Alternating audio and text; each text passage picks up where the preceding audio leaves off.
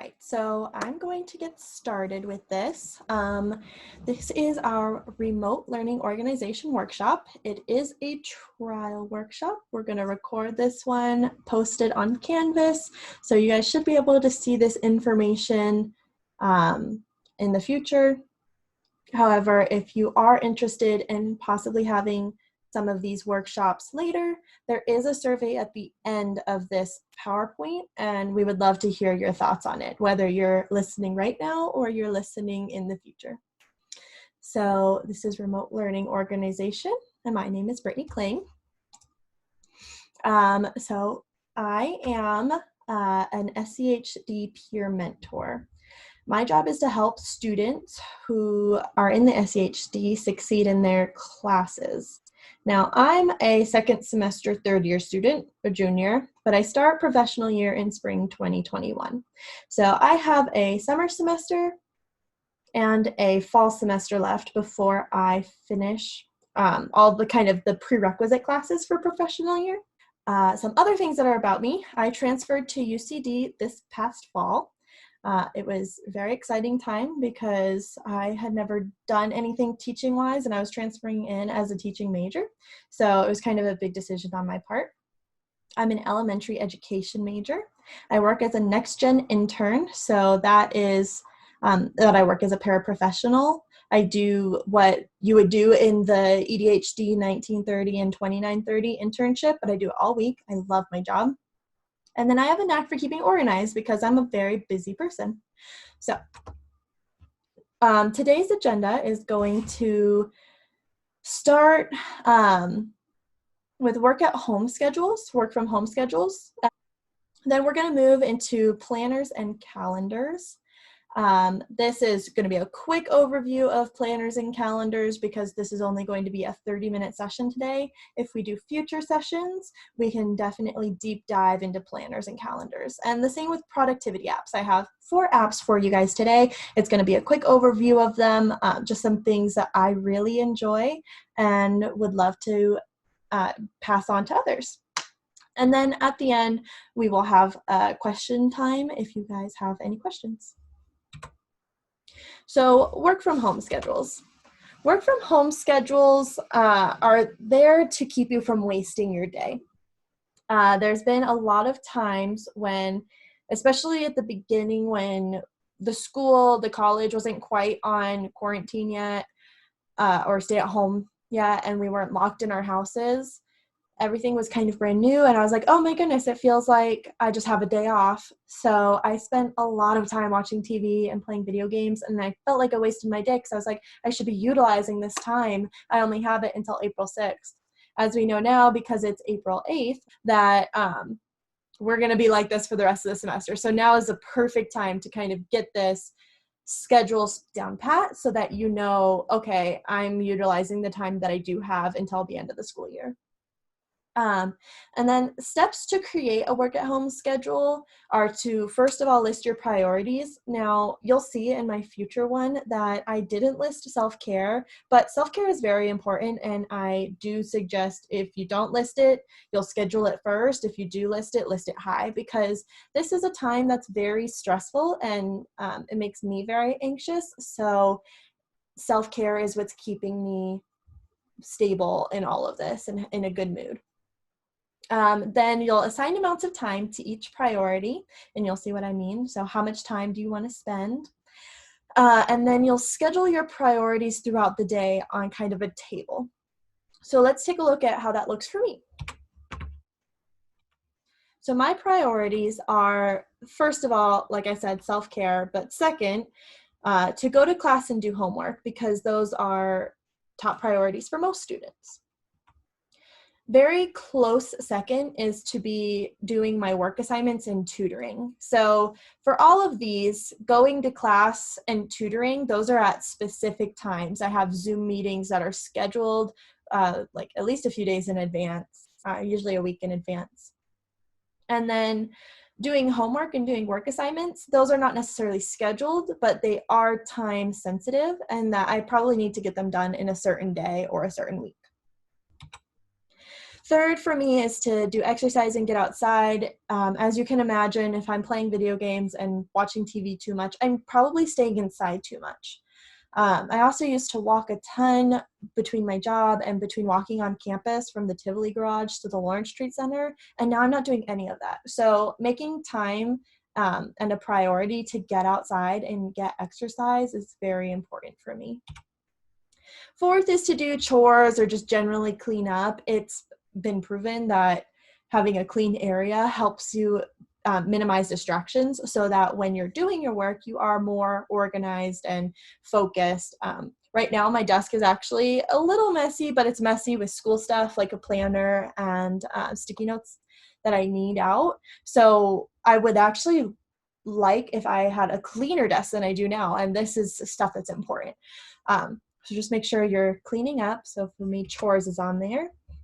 5, hobbies are specifically things that I want to do more of. So for that, it's reading and painting. There's other hobbies I like, but those ones are the ones that I was focusing on. And then 6 is entertainment, but this is also my catch-all category. And then you'll see when I do my time that I'm maxing out entertainment. I don't want to do it for more than this amount of hours. But also it's just anything that's kind of not productive. Okay, so for time required on my class days, I have 3-hour-long classes. They're only every other week, so although it looks like a lot of time on my screen right now, it's actually not a ton of time because that's only 3 hours, maybe 2 times a week, every other week. It's not a ton. So to kind of add on to that, I decided to do 1 hour a day of homework just to keep on top of things, make sure I'm checking my Canvas, checking my email, and doing everything that I need to do to stay on top. And then in addition to that, if I have a big assignment, I can work on it for multiple days, only an hour a day, and I stay focused and produce better work that way. For doing work assignments and tutoring, tutoring takes an hour a day, so that's kind of how that's separated out. But doing work assignments, I want to do at least 1 hour a day as well. And that's just so that I am keeping up with my students. I'm helping my co-teacher with remote learning.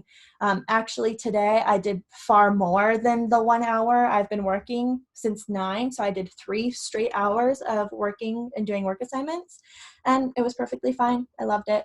I love talking with my kids. So that one's kind of flexible, but I said 1 hour a day for simplicity's sake. For exercise and getting outside, I also did 1 hour a day because from my childhood, they had an hour of play a day or 60 minutes outside or something. It was always on Nickelodeon. So there's that. And then chores, I did 1 hour a day. It takes me about that long to do everything I want to do to have a clean house. All right, so now for hobbies, that's kind of like where my fun starts. So for hobbies, I want to do these things more. I want to read and paint more. So I should have said at least 1 to 2 hours a day. I want to try to dedicate 1 hour to each of these. If it doesn't happen, 30 minutes to each of those is fine, or 1 hour of reading or 1 hour of painting, however I want to split it up. And then for entertainment, this is where I say, okay, max 2 hours a day. I need to keep track of this and make sure I'm not doing these for longer than that. So now you'll see this is the table that I was talking about, and it's a time and activity table, so very quick and easy. But with this, I only did waking hours. If you had more space than I did, you could do a full 24-hour day, but it doesn't really matter if 8 or 9 of those hours just say sleep, sleep, sleep, sleep, sleep. So I wake up at about 7 every morning, and I go to bed at 10, but I didn't include 10 because it would just say sleep. So that's kind of how I structured mine. If you wake up later and go to bed later, do that. If you're awake for more hours a day than I am, your table's going to be a little bigger. If you're awake for less hours in a day than I am, your table's going to be a little smaller. It's completely personalized to you. Okay. And then I just want to make sure and give you guys like a big warning that you want to schedule your self-care first. It's very important that you are taking care of you in this time right now. So for me, the self-care aspect of it also helps me structure my day. So I wake up at 7, eat breakfast, and I get ready. It feels nice to be fully ready for the day early so that I feel productive at 8 a.m. because there's times when I'm not ready at 8 a.m. and then I might not be productive until almost noon because of it. So as soon as you get ready, that's when you start to feel productive, at least for me. At noon, I'm going to eat lunch and clean up around 6 o'clock, but it can flex. I'm going to eat dinner. And then at 9, I'm going to get ready for bed, wind down, maybe read, but I'm generally getting ready and settling down. So this isn't crazy different. Like I know I didn't put 10 o'clock on there for sleep, but I alluded to it in my 9 o'clock hour. However you get ready for bed, schedule that in for you. Okay. So from there, I wanted to schedule in things that have a dedicated time. 1 o'clock, I tutor, and from 3 to 6 on my class days only, I go to class on Zoom. So those are important things that need to be in my schedule. Even if I don't do them every day, they need to be there at a certain time. So schedule those in. It gives you more structure for your day. Okay. After that, I kind of wanted to schedule my top priority things that had a good time for them.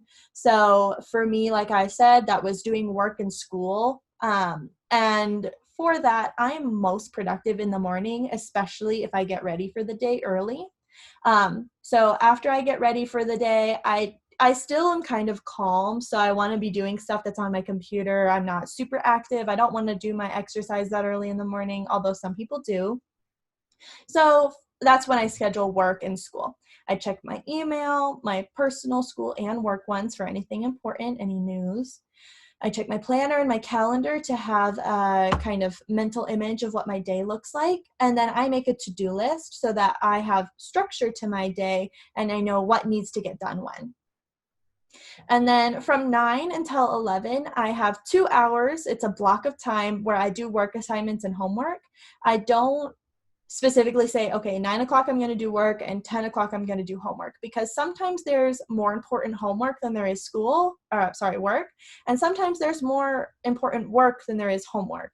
So I give myself the flexibility to do which one I need to do first. And I also give myself the flexibility to maybe spend 2 hours on work and no hours on homework, or multiple hours on homework and no hours on work. However, it ends up working for you or for me in that case. All right, after that, we're going to move on to things that were high priority but don't have they're middle priority, but they have an okay time for them as well. So exercising and getting outside fit perfectly in to my 11 o'clock hour because I had just been on the computer for 3 hours a day. And, it's probably time for a break at that point. I've been on the computer since 9, so from 9 to noon, and I'm ready to get off the computer. I'm done. I wanted to be doing something else, but I have responsibilities, so I'm doing my responsibilities. And that's where I also want to make the note that this is a flexible schedule. It just keeps you cognizant of the time that you're spending on things, and gives you time to be like, oh, this is the 11 o'clock hour. I should be doing this. So exercising and getting outside fit perfectly in there. And then when I come back from my exercise, now it's time for lunch. I'm probably hungry after I've just worked out. So I'm going to eat when I feel like eating. And then that gives me a nice 2-hour chunk of time where I'm not on the computer before I have to be on it again for tutoring. So it's really nice, like calm down time. And then for me, chores are really easy to get done after dinner, so that they're not split up. If I do chores earlier in the day and then I have to go back and do my after dinner dishes, that just kind of makes me feel like I've been doing chores all day. And I honestly don't like to feel like that as much as I like having a clean space. So I kind of just smush them all into a section right after dinner. And then from there, you can do hobbies and free time. Because let's be completely honest, we have a ton of free time right now in this new normal. Hello, I do want to just correct myself here as I'm editing that not everyone has a lot of free time right now. Sorry about that. So I scheduled it in, but I also didn't. That's what the asterisk is. As you can see, on non-class days, I have more free time than I do on class days. I was able to schedule in hobbies first and then free time. And that means I want to focus on my hobbies first. But that's 5 hours of hobbies. And I said I wanted to schedule maybe 1 or 2 hours towards it. So I also put in that free time aspect. And the free time aspect of it is more so for flexibility. So when I was saying at least 1 to 2 hours for my hobbies and max 2 hours for entertainment, I would keep track of that. I have to be hold myself accountable to make sure that I'm not doing those things. Even though I make myself a work at home schedule, I'm not going to stick to it if I'm not holding myself accountable.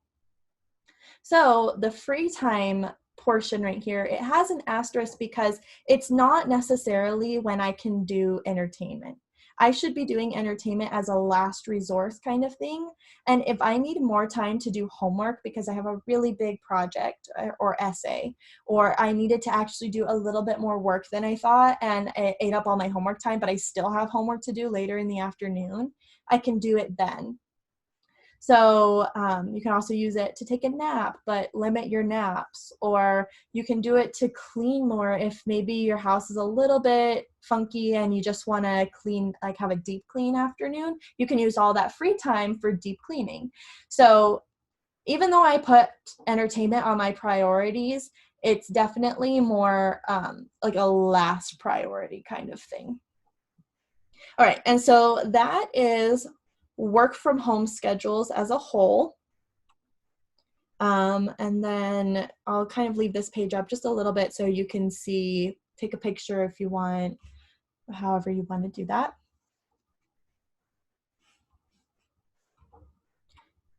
All right, so now we're going to move on to planners and calendars. Now, I'm betting most people used planners and calendars when we were going to school in person, but when you're on your computer all the time, you feel like you have access to the deadlines in Canvas. And I know a ton of people who've stopped using their planners, and I highly, highly don't recommend that. I would continue using your planners and calendars to keep you on track and avoid forgetting important activities you're doing. I had a big assignment due the other day, and because I guess I just didn't have it written in my planner. I almost forgot about it. And I was like, oh shoot, that thing was due at 9. I have to hurry up and try to do it. And was it the best assignment? No, because I waited too long to do it. So continue to use your planner the way you were before so you don't have to get to something else new. I personally just got a new planner, and I just got it's a completely different system, a format of planning. So I'm trying to figure out how that goes, and I'll show you on the next slide what that means. But if you don't want a new planner for remote learning, then don't have the exact same one you were using. I personally needed a new one because I was unhappy with the layout of my old one for specifically remote learning. So that is kind of, if you need a change, make a change. But if you don't need it, I recommend continuing to use a method that is tried and true. Okay, and then for calendars, I want to remind you to set up reminders on your calendar for Zoom meetings because we all know they're easy to forget. So this is my new planner. It has a bunch of stickers in it. I really like it. I'm still kind of getting used to it. So you can see the first thing I wrote was that black pen, and I was trying to figure out where I wanted my homework to be. And after that is when I wrote the green part that just has like my schedule for the day. And I think I actually like having that up at the top because it gives me a nice layout for what my day looks like. I don't know where I'm going to put my homework little checklists, but I do like that checklist idea of it. So I can just say, okay, yep, that's done. I have this fun it comes with this kind of planner. It's called a happy planner. This is a stencil that has check boxes on it and little check lines. So that's what I used to make those check boxes. But now I have the flexibility of doing it wherever I feel like. So I'm still trying to figure out how I want that to look. There's notes on the side. You can do little stickers over there or just notes that you want to keep, grocery lists. Right now I need milk. I probably wrote that in the notes. But there's a lot I could talk about planners and calendars or planning methods. This is my calendar. If you guys want to learn more about that, you can say it in the survey, and I would be happy to make a longer, more in-depth planner workshop for you all. Okay, so then this is my calendar. I use the Outlook calendar on Windows because I have a Hotmail Outlook account. If you want to use Google Calendars, it works the same way. But I have multiple calendars. You can see on the side over here that I have multiple calendars that are color-coded. This one is kind of just personal stuff. But then I have work and school. And the gray, if there's no gray on this one, but gray is like holidays and birthdays. So you can see my calendar is very color coded, and I'm able to see exactly when certain things are or what I need to be focusing on just by looking at my calendar. But I suggest for everything that's online. So for all of these tutor sessions, they're online. This interview is online. These church events are online, and then these 2 classes are online. Those all have reminders for me so that I know I need to log in and be paying attention. And if it's a Zoom reminder, I make it like a 5-minute reminder. I say, oh, it's time. I got to go do that. Maybe if you need a little bit more warning, a 15-minute reminder would help. But for things that are outside of my house, I give myself like a 30-minute reminder saying, okay, not only do I need time to remember that I have this thing, but I need to drive there too. So that's kind of how I structure my reminders. And they go to my phone, which is really nice. All right, and then that leads us very nicely into productivity apps. So these are only 4, or technically 7 or 6, I think, apps that I recommend, but if you guys want more, I have plenty, so let me know in that survey at the end. Okay, so number 1 for anybody, regardless if you're a student or not, is to do a phone calendar. So the first one is the Apple Calendar that is built into any iPhone. This is fine. It works great, but it doesn't sync to anything unless you have a Mac computer. Then it can sync, which is why I recommend one of your email calendars. So if you have a Google email, I recommend using Google Calendar. If you have an Outlook email, which is what our school uses, and you can link our school to it, I recommend using the Outlook app.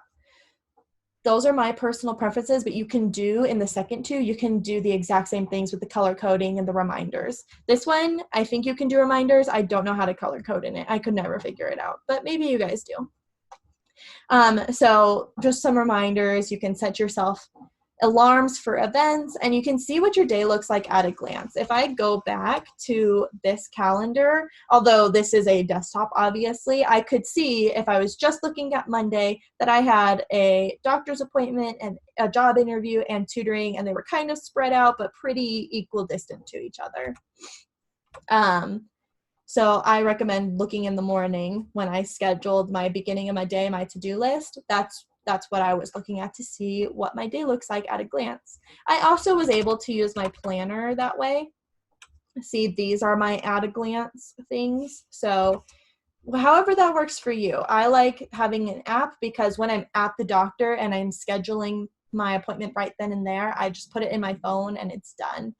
There have been times when they're like, oh, do you want the appointment card? And I take it and then I lose the appointment card. So that's why I recommend a digital calendar, and I'm sure plenty of people have one.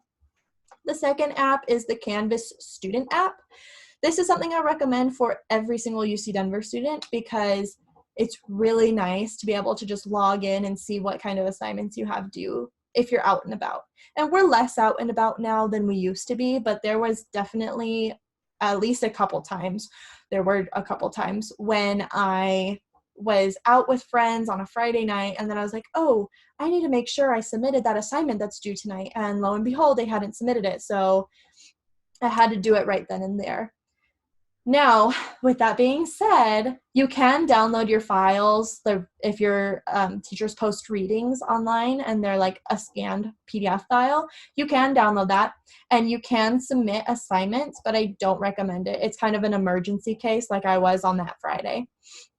And that's because the Canvas app is kind of slow. It's a little better on an iPad if you have one of those than it is on your phone to try to do discussion posts, but it's a slow app, and so you can lose progress very quickly. I recommend doing it on a big computer on their desktop app, or making like a Word or Google Doc and then going back from there.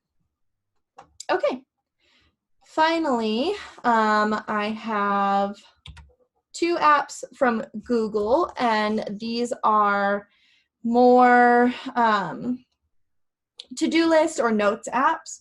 So Google Tasks is built into Gmail and Google Drive and everything, as is Google Keep, I should say. They're on the sidebar. If you are looking at Google and you are looking on, which for me it's on this side, but for you guys it may or may not be on this side. It's on the right side of the screen. There's like a little task bar, and it has the Google Calendar, Google Task, and Google Keep all in the corner.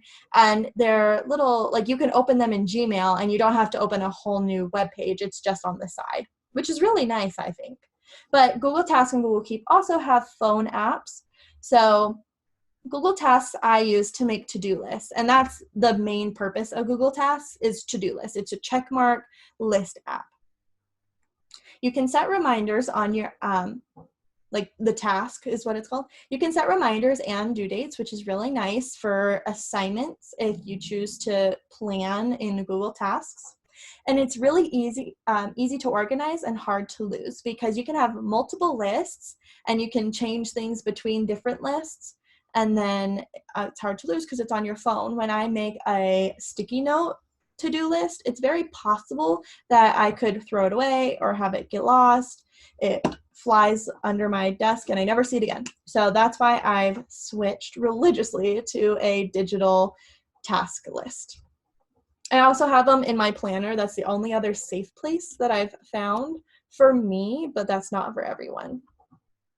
And then Google Keep is a notes app. The only thing that differentiates it between the iPhone built-in Notes app is that it syncs as well.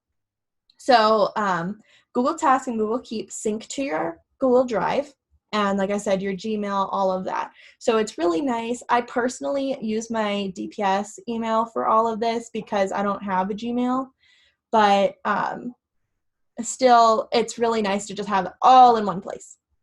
And then for both of these, there's also an iPad app. Okay. And then I don't think there are any questions, but this is the survey I was talking about. You can either type in this survey form, or you can scan this QR code with your phone. The form should be mobile friendly, so you can just fill it out there. But it just asks you if you liked today, what you would like to see, and if you would come back for more, why or why not. If it's something about a time, like this time doesn't work for you, let us know because we are definitely flexible on when these can be offered. But it was so nice. Thank you everybody who came, and I hope you all have a wonderful day. Bye.